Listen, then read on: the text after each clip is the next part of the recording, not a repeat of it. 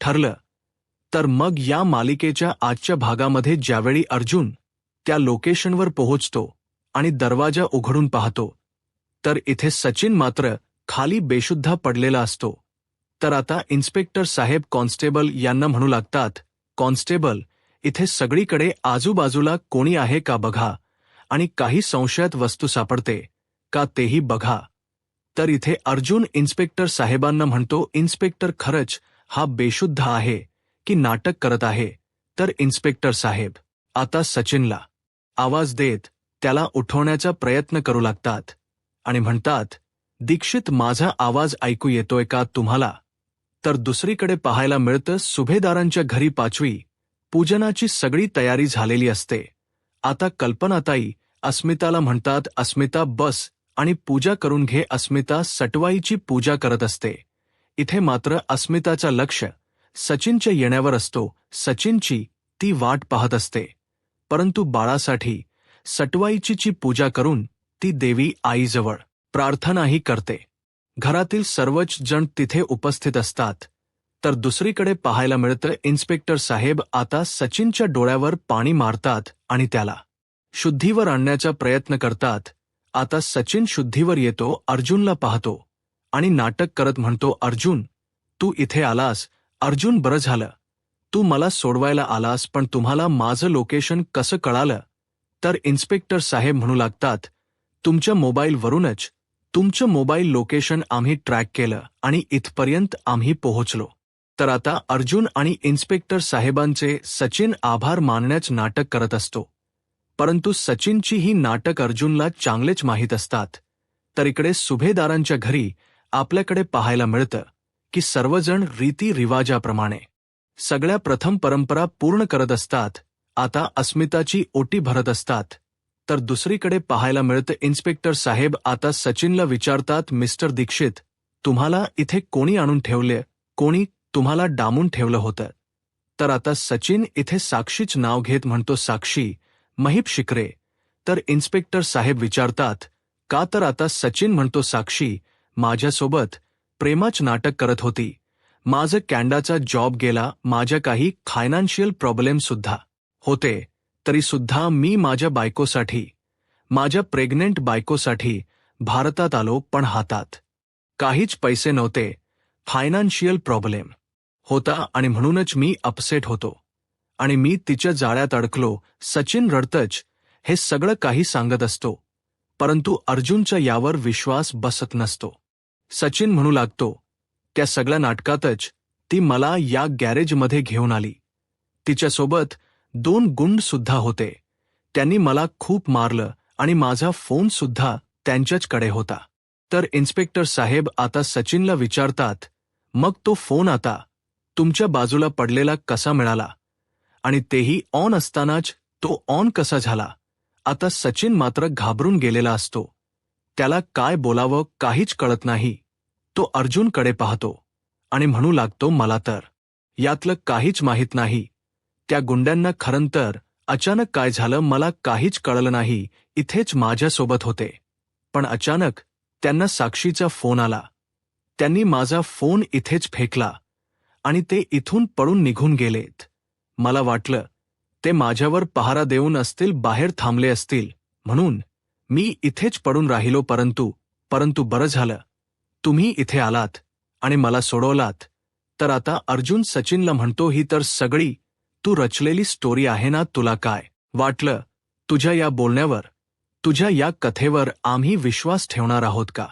साक्षी शिकरे मेल्याच नाटक करून आतापर्यंत ती जिवंत आहे हे सत्य तुला माहीत होतं, पण तू आमच्यापासून ते सत्य लपवलेस सचिन.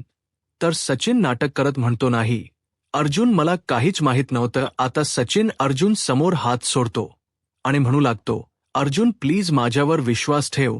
साक्षीच्या बॅकग्राऊंडबद्दल मला खरंच काही माहीत नव्हतं. या अगोदर सुद्धा तिने एका घरात मला डांबून ठेवलं होतं.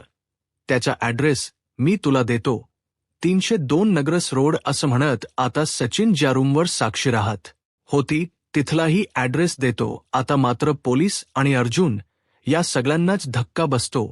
तर दुसरीकडे सुभेदारांच्या घरी आपल्याला पाहायला मिळतं एक एक करून घरातील सर्वजण अस्मिताची ओटी भरत असतात.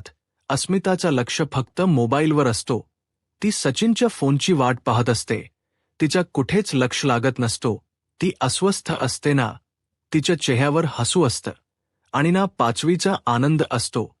तर दुसरीकडे पाहायला मिळतं, अर्जुन आता सचिनला प्रश्न करत म्हणतो, आता मला एक सांग साक्षी, शिकरे तुला कधी महिप्त शिकरेच्या घरी DN रोडवर असणाऱ्या बंगल्यावर घेऊन गेली होती का? आता सचिन नाटक करत म्हणतो, नाही, असा कुठलाच पत्ता मला माहीत नाही. आता मी जो फ्लॅट सांगितला त्याच ठिकाणी साक्षी राहते, 302 नगरदास रोड. असं म्हणत सचिन अर्जुन समोर हात जोडतो आणि म्हणू लागतो, खरंच मला माफ कर, पण मी खरंच खूप मोठा मूर्खपणा केला. पण मला आता या सगळ्यातून बाहेर पडायचं आहे. मला माझ्या अस्मिताला आणि माझ्या बाळाला भेटायचं आहे. अर्जुन प्लीज माझी हेल्प कर ना. असं म्हणत सचिन हात सोडत अर्जुनला विनंती करू लागतो. तर इन्स्पेक्टर साहेब सचिनला म्हणतात, आम्ही तुमचं सगळं स्टेटमेंट लिहून घेतलं आहे.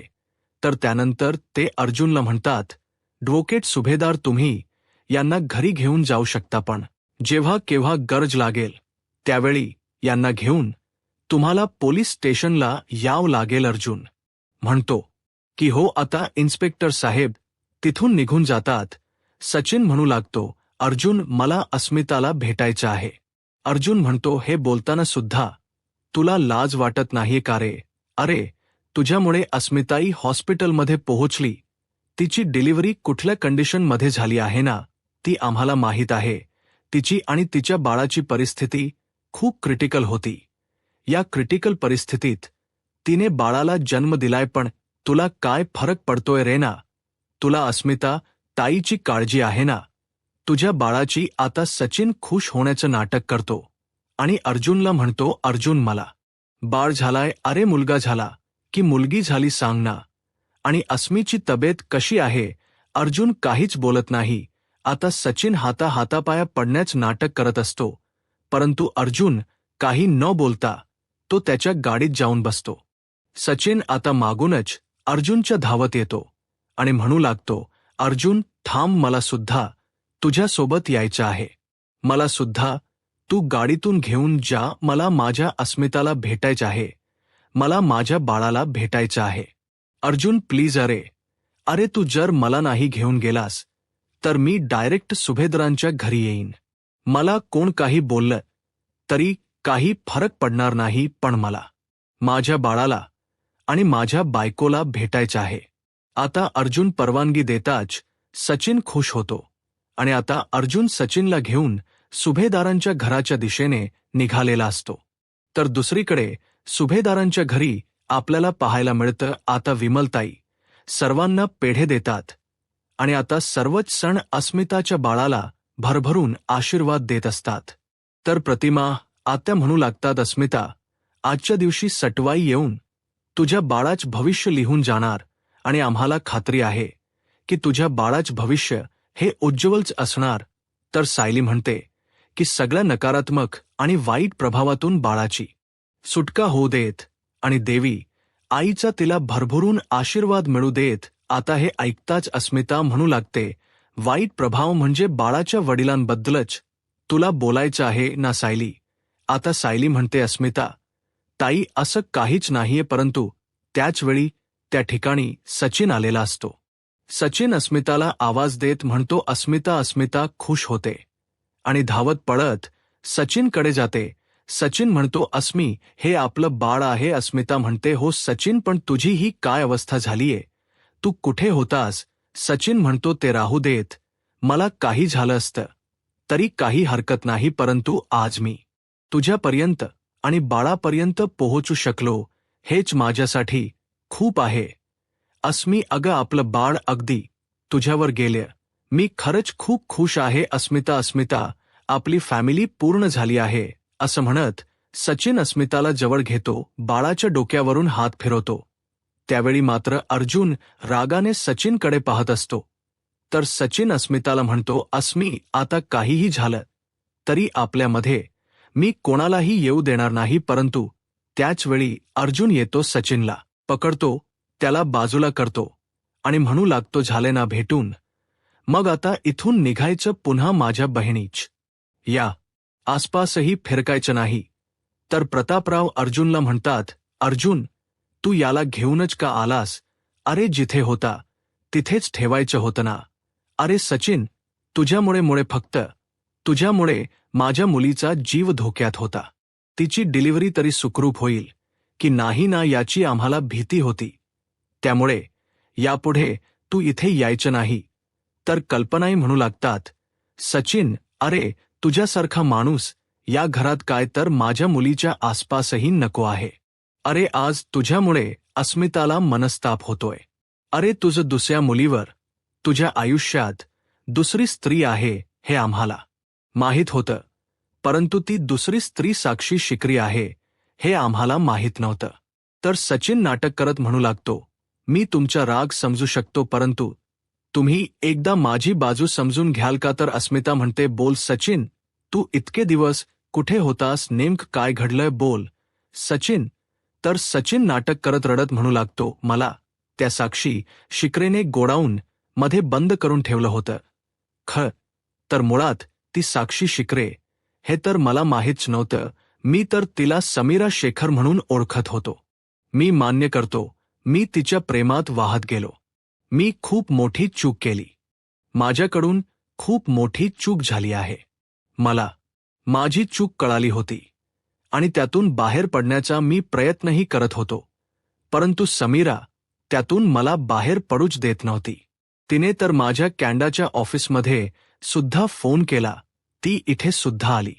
शेवटी मी तिच्या समोर हात जोडला, विनवण्या केल्या. मी तिला म्हणालो की आपला काहीच संबंध नाही, पण तिने माझं ऐकलं नाही.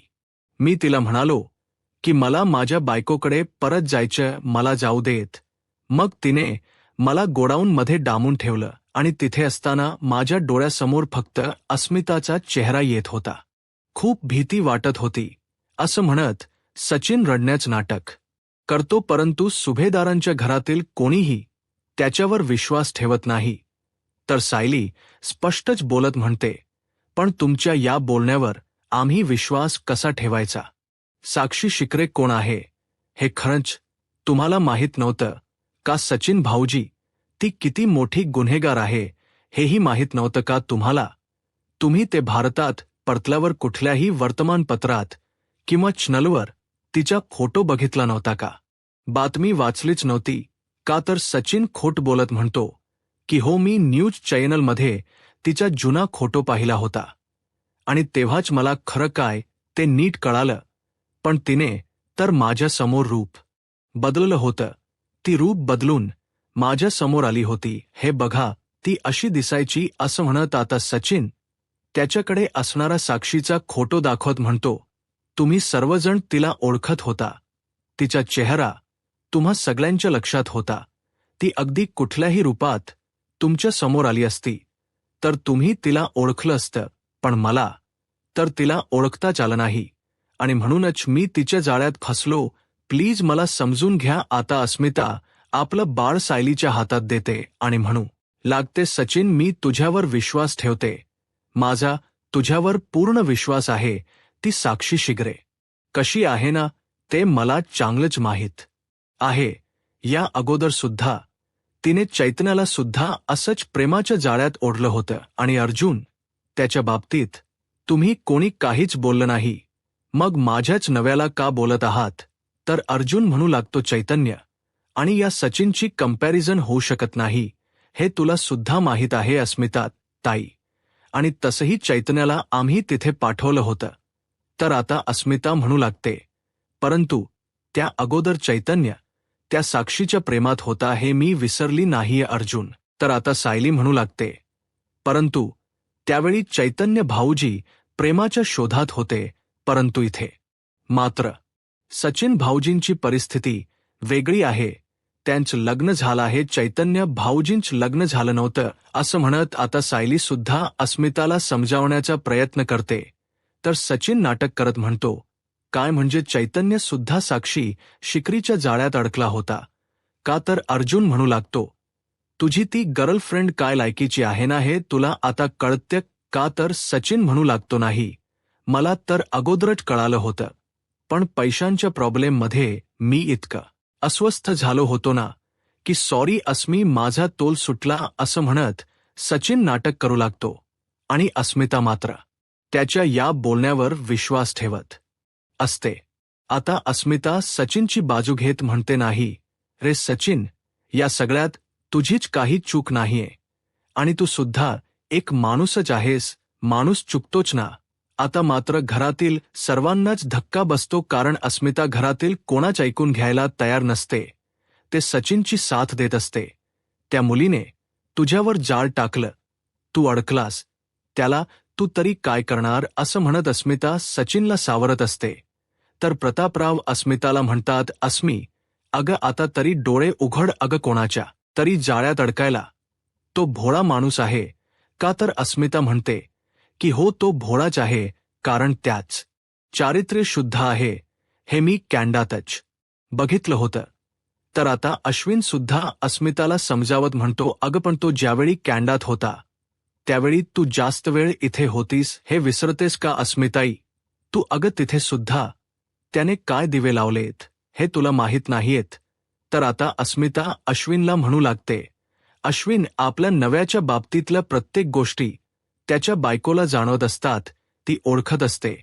तर अर्जुन म्हणतो, हो का? मग तसं जर असतं ना अस्मिताई, तर आत्ताच्या आता तू याला घराबाहेर काढलं असतं. अस्मिता अर्जुनला म्हणते, पण मला आता असं जाणवते की सचिनने त्याची चूक सुधारली आहे, मग मी त्याला घराबाहेर का काढू?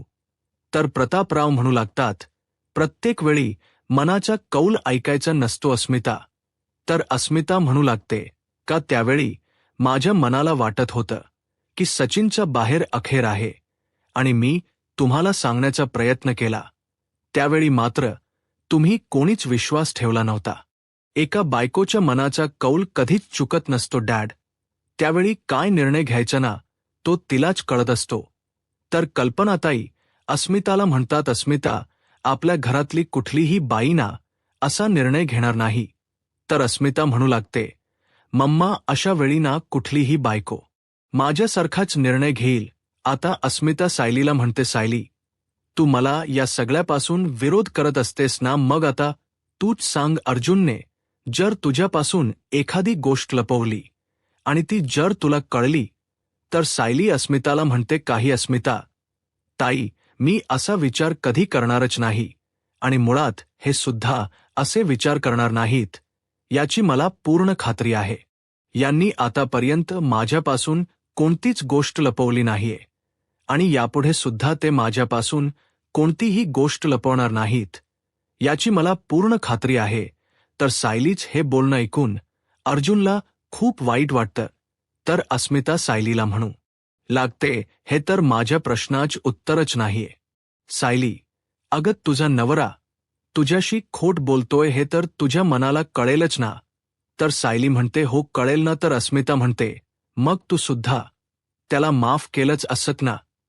तर सायली सडेतोड उत्तर देत म्हणते, नाही, माझ्या नव्याने जर अशी कोणतीही चूक केली तर माझ्याकडे त्याच्यासाठी माफी नाहीये. मी त्यांना अजिबातच माफ केलं नसतं, कारण माझ्याकडे खोटेपणाला माफी नाही. अस्मिता ताई, मुळात नवरा बायकोच नातं हे विश्वासाच्या जोरावर उभं असतं आणि जर विश्वासच नसेल ना तर त्या नात्याला काही अर्थ नाही आणि त्या नात्याचा काही उपयोगही नाही. आणि मुळात त्यांनी जर एवढी मोठी चूक केली असती ना तर त्यांची चूक मी पोटात घातलीच नसती आणि त्या क्षणाला मी ते नातं तोडलं असतं. आता हे ऐकून अर्जुनला धक्काच बसतो. सायलीच ते रौद्र रूप पाहून अर्जुन घाबरून गेलेला असतो. आता अर्जुनच्या बोलण्याचा विचार करत सायली मनाशीच म्हणते, म्हणजे साक्षीबद्दल मी महीप शिकरे सोबत डील केलं, हे जर सायलीला कळालं तर ती खरंच माझ्यासोबतच नातं तोडेल आणि तेही कायमच. आता मात्र अर्जुन पूर्णपणे घाबरून गेलेला असतो. त्याचे डोळे ही पाणवलेले असतात.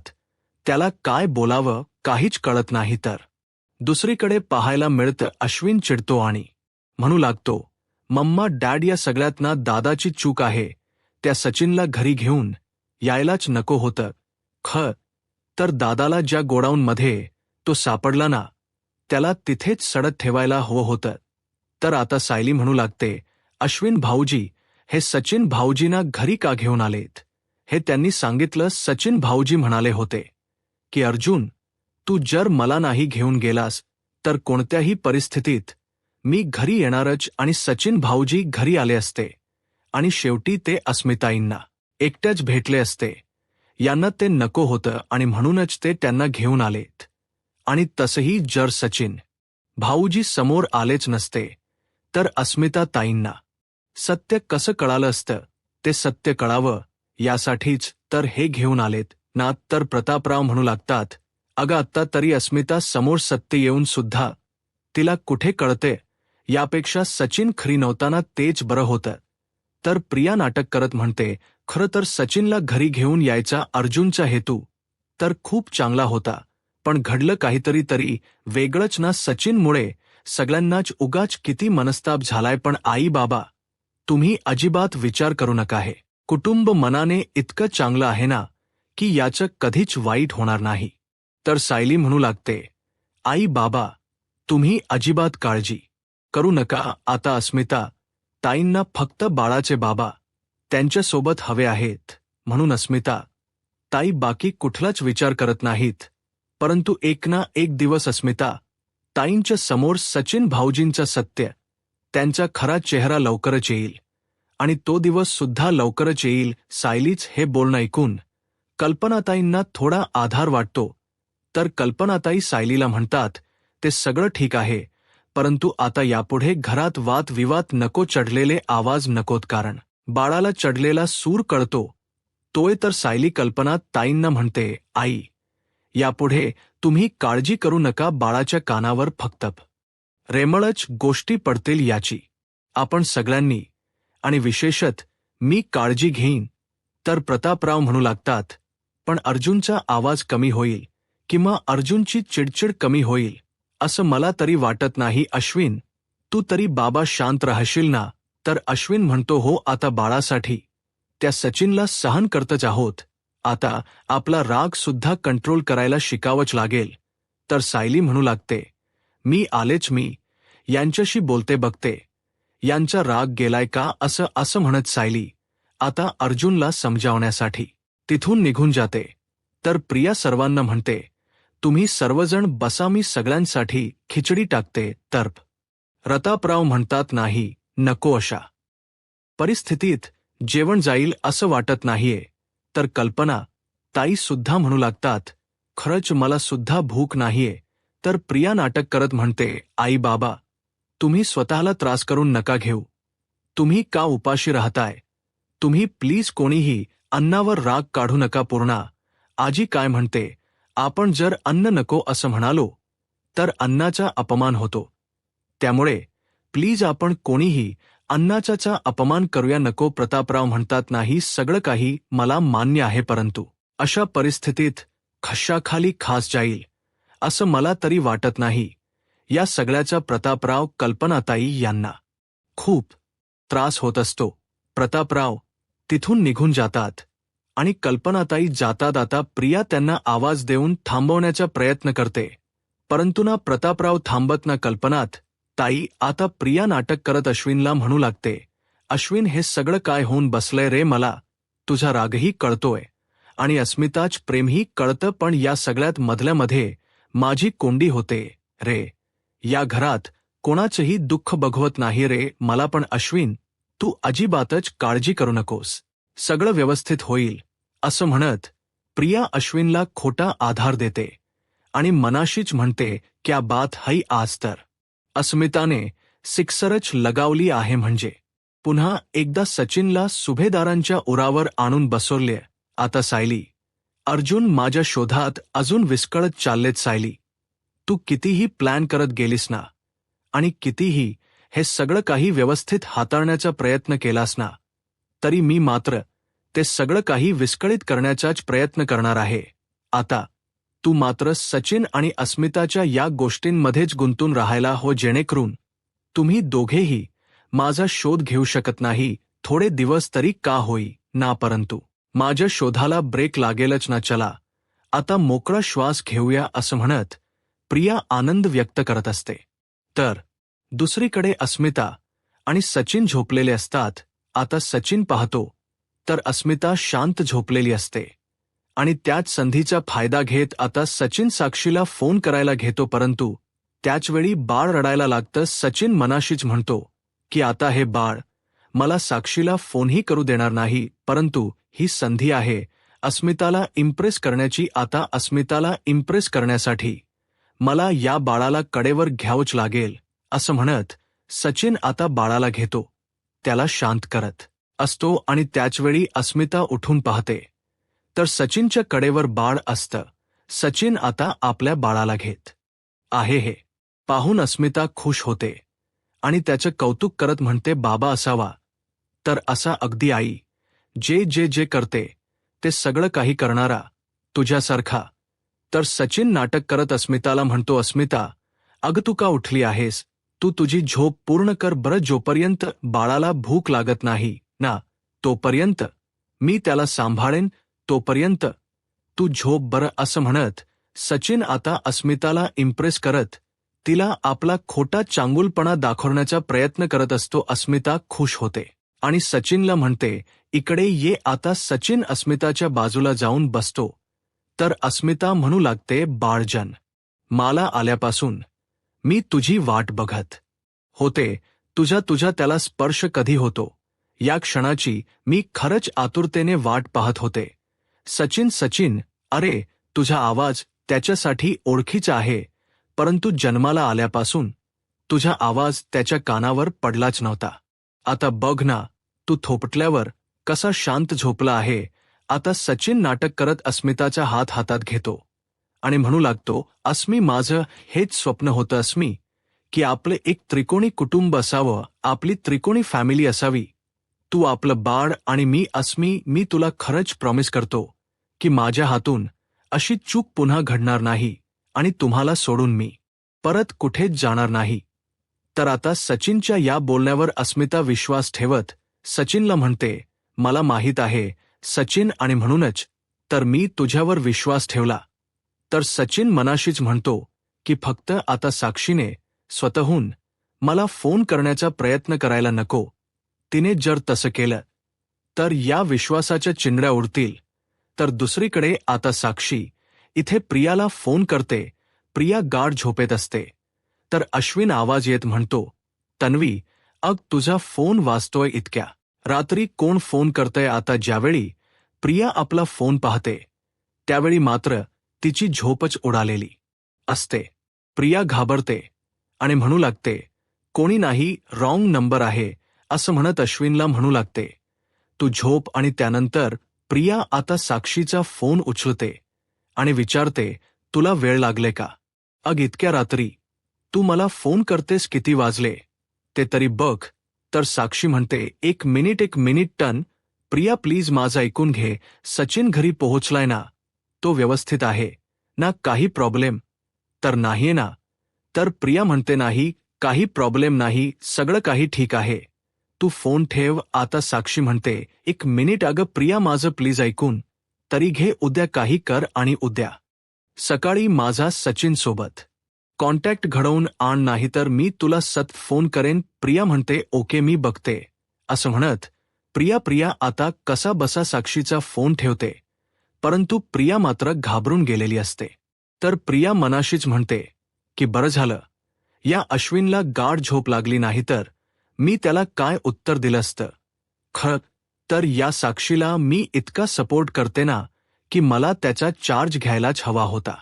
अरे हो, हा तर खूप उत्तम मार्ग आहे पैसे कमावण्याचा. म्हणजे मी जर साक्षी आणि सचिन यांच्या प्रेमाला हवा देत राहिले तर इकडे मात्र सायली, अर्जुन, अस्मिता आणि सचिनच नाथ निस्तारता त्यामध्येच अडकून जातील. निदान मग तरी ते माझा पिच्छा सोडतील. म्हणजे दोन्ही बाजूने माझाच फायदा आहे. एकीकडे पैसा मिळणार आणि एकीकडे माझा शोधही थांबणार. मला ना कधी कधी स्वतःचाच खूप अभिमान वाटतो असं म्हणत प्रिया स्वतःचाच कौतुक करत असते. तर दुसरीकडे पाहायला मिळतं अर्जुन खूप अस्वस्थ असतो. आता सायली अर्जुनला समजावण्यासाठी रूममध्ये येते आणि म्हणू लागते, काय झाले? तुम्ही कसला विचार करताय, तुम्ही झालात का शांत? तर अर्जुन म्हणतो नाही. तर सायली म्हणू लागते, अस्मिता ताई, खूप चुकीचं वागतायत, परंतु आपण याकडे वाट बघण्याव्यतिरिक्त दुसरा कुठला पर्यायच नाहीये. अर्जुन सायलीला म्हणतो, अस्मिता ताई मूर्खपणा करतेच आहे, पण तू तरी कुठे शाण्यासारखी वागतेस? तर सायली म्हणते, मी काय केलं? तर अर्जुन म्हणतो, तूच तर आता म्हणालीस ना की मी तुझ्यापासून काही लपवलं तर त्या क्षणी आपलं नातं संपेल. तर आता सायली हसू लागते आणि अर्जुनकडे पाहते. तर सायली विचारते, काय झालं? बाहेर कुठे अखेर वगैरे काही करायचा विचार चालू आहे का? अर्जुन म्हणतो, तू हसू नकोस, कारण तुला चांगलंच माहीत आहे मी असलं अखेर वगैरे काही करणार नाही. पण समजा घरच्या भल यासाठी किंवा काहीतरी गोष्ट घडण्यासाठी मी जर एखादी गोष्ट तुझ्यापासून लपवली तर तू खरंच माझ्यापासून वेगळी होणार आहेस का? तू आपलं नातं तिथेच संपवणार आहेस का? आता अर्जुनचा हा प्रश्न ऐकून सायलीला धक्काच बसतो. सायली अर्जुनकडे पाहते. तर अर्जुन सायलीला म्हणतो, तू असं कसं बोलू शकतेस? माझ्या एवढ्या छोट्याशा गोष्टीमुळे तू आपलं नातं संपवणार आहेस का? तर सायली म्हणते, अहो मी फक्त अस्मिता ताईंना सांगत होते, कारण त्यांना असं वाटते की प्रत्येक बायको आपल्या नव्याच्या चुका पोटात घालते, पण काही चुकांना माफी नसते, हेच तर मी त्यांना समजावत होते. तर अर्जुन विचारतो, म्हणून काय एवढ्या टोकाला जायचं का? तर सायली म्हणते, मी टोकाला गेले का हो? तुम्हीच तर घटस्फोटाचे कागद आणले होते त्यांच्यासाठी. याला म्हणतात टोकाला जाणं. तर अर्जुन म्हणतो, मी आता अस्मिताताई किंवा सचिन यांच्याबद्दल बोलत नाहीये, मी आपल्याबद्दल बोलतोय. तर सायली म्हणते, अहो तुम्ही कुठली गोष्ट कुठे घेऊन जाताय? मी हे फक्त अस्मिता ताईंना समजावण्यासाठी बोलले ना, पण या सगळ्याचा विचार करायचा किंवा एवढा राग करायची काही गरज आहे का? तर अर्जुन म्हणतो की हो, गरज आहे, कारण कोणत्याही सिच्युएशन मध्ये आपलं नातं कधीही तुटणार नाही हा कॉन्फिडन्स असला पाहिजे ना. मी जर तुझ्यापासून एखादी गोष्ट लपवली तर आपलं नातं तुटेल हा कॉन्फिडन्स आलाच कुठून? तर सायली म्हणते, तुमच्यावरच्या विश्वासातूनच, कारण मला चांगलंच माहीत आहे तुम्ही कोणतीही गोष्ट माझ्यापासून कधीच लपवणार नाही, त्यामुळे नात तुटण्याचा प्रश्नच येत नाही. तर अर्जुन म्हणतो, तरी सुद्धा तू असं कसं बोलू शकतेस? सायली म्हणते, काय झालंय? तुम्ही काही चूक केली आहे का, किंवा तुम्ही कोणती गोष्ट माझ्यापासून लपवली आहे का? तर अर्जुन म्हणतो, नाही, मी का तुझ्यापासून काही लपवेन, परंतु काही झालं, आपलं नातं कुठल्याही टोकाच्या भांडावर गेलं तरी सुद्धा तू मला सोडून जाणार नाहीयेस म्हणजे नाही. तर सायली अर्जुनला म्हणते, आपलं नातं तुटेल या भीतीने तुम्ही जे अस्वस्थ झालात ना, त्यावरूनच आपलं नातं किती घट्ट आहे हे दिसून येते. तुम्ही काही काळजी करू नका, आपलं नात इतकं कमफुगत नाहीये की ते एवढ्या लवकर तुटेल, किंवा ते कधी तुटेल ते कधीच तुटणार नाही, कारण आपला एकमेकांवर असणारा विश्वास. तुम्ही सध्या सचिन भाऊजी आणि अस्मिता ताई यांचा विचार करताय ना, म्हणून तुम्हाला भीती वाटते, परंतु आपलं नातं कधीच तुटणार नाही. आता सायली अर्जुनला शांत करते. अर्जुन सायलीकडे पाहतो. तर येणाऱ्या पुढील भागामध्ये आपल्याला पाहायला मिळतं, प्रियाला भेटण्यासाठी एक मुलगी आलेली असते. कल्पना ताई म्हणतात की अगं तन्वी, तुलाच भेटायला आली आहे. तर आता ती मुलगी म्हणू लागते, मला प्रतिमा ताईंनी पाठवलं, त्याच मला म्हणाल्या की तू सुद्धा फॅशन डिझायनिंग केलं आहे. मग तुम्ही फॅशन डिझायनिंग नक्की कोणत्या कॉलेजमधून केलात? आता प्रियाला काय बोलावं काहीच कळत नाही. सायली प्रियाकडे पाहते आणि मनासेच विचार करत म्हणते की इतकी का घाबरली आहे? तर दुसरीकडे पाहायला मिळतं अर्जुन घडलेला प्रकार. यावेळी चैतन्याला सांगतो, त्यावेळी चैतन्य म्हणू लागतो, नाथ तुटेल असं वहिनी म्हणाली. तर अर्जुन म्हणतो की हो, तुझी सायली वहिनी असंच म्हणाली आहे. तर चैतन्य म्हणतो, मग आत्ता जायचंय आणि जे काही घडलं ना ते सगळं काही सायली वहिनीला सांगायचं. तर अर्जुन म्हणतो, काय? तिला जर सत्य कळालं ना तर आमचं नात संपेल. अर्जुनच्या मनात ती भीती असते, तर दुसरीकडे पाहायला मिळतं आता प्रतिमा आत्या सायलीला एक आयडी पाठवतात जे प्रियाच्या कॉलेजच असतं. तर आता प्रतिमा त्या सायलीला फोन करतात आणि म्हणतात, मी पाठवलेले फोटो तुला मिळाले आहेत का? तर सायली म्हणते, हो प्रतिमा आत्या थँक्यू सो मच. आता सायली त्या सगळ्याचा शोध घेते तर सायलीच्या लक्षात येतं की या वर्षाच्या मुलांच्या यादीमध्ये प्रियाचं नावच नाहीये. तर आता सायली म्हणू लागते, या वर्षीच्या यादीमध्ये तर प्रियाचं नावच नाहीये. याचा अर्थ प्रिया कॉलेजला कधी गेलीच नसेल का? आता सायली या सगळ्याचा शोध कशा प्रकारे घेईल? यूट्यूब चॅनलला सबस्क्राईब करा आणि व्हिडिओ लाईक करा. धन्यवाद.